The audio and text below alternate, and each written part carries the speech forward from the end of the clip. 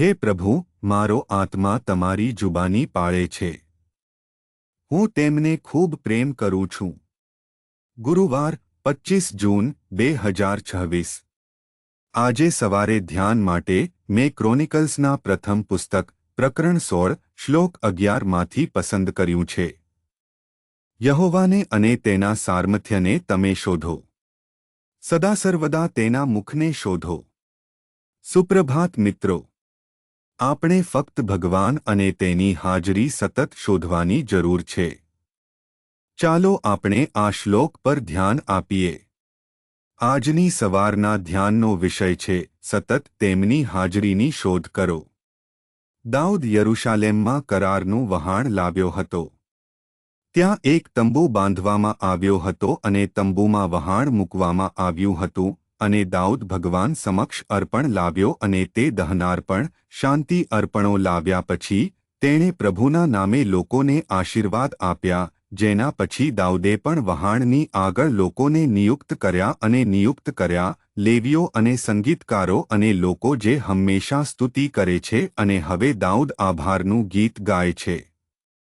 દેવે જે કંઈ કર્યું હતું તેના માટે તે ઈશ્વરનો આભાર માને છે. ભગવાન જે સારા કાર્યો કરી રહ્યા હતા તે તેને યાદ છે. તે લોકોને ભગવાન સમક્ષ આનંદ કરવા કહે છે અને આ શ્લોકમાં તે ભગવાન અને તેની શક્તિ શોધવાની વાત કરે છે.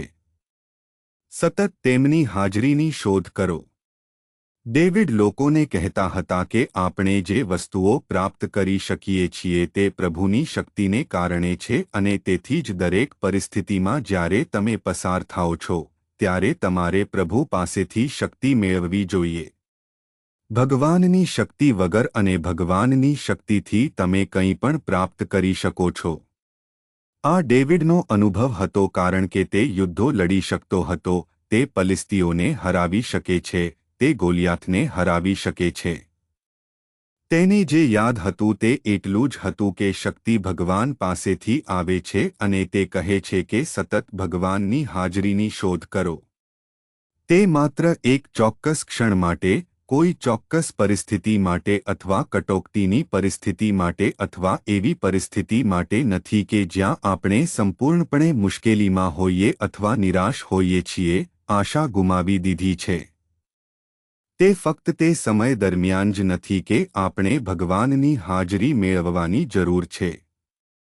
ડેવિડ ખૂબ જ ભારપૂર્વક ભગવાનની હાજરી શોધવા વિશે વાત કરે છે.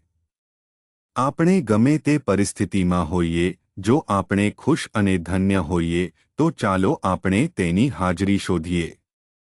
જો આપણે મુશ્કેલીમાં હોઈએ, જો આપણે સંકટમાં હોઈએ તો ચાલો આપણે તેની હાજરી મેળવીએ.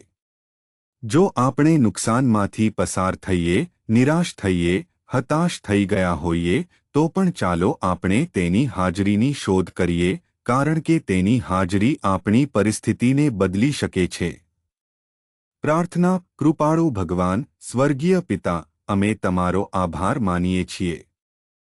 હે ભગવાન, હંમેશા તમારી હાજરી મેળવવા માટે અમને મદદ કરો. ખ્રિસ્તના નામે અમે પ્રાર્થના કરીએ છીએ. આમીન.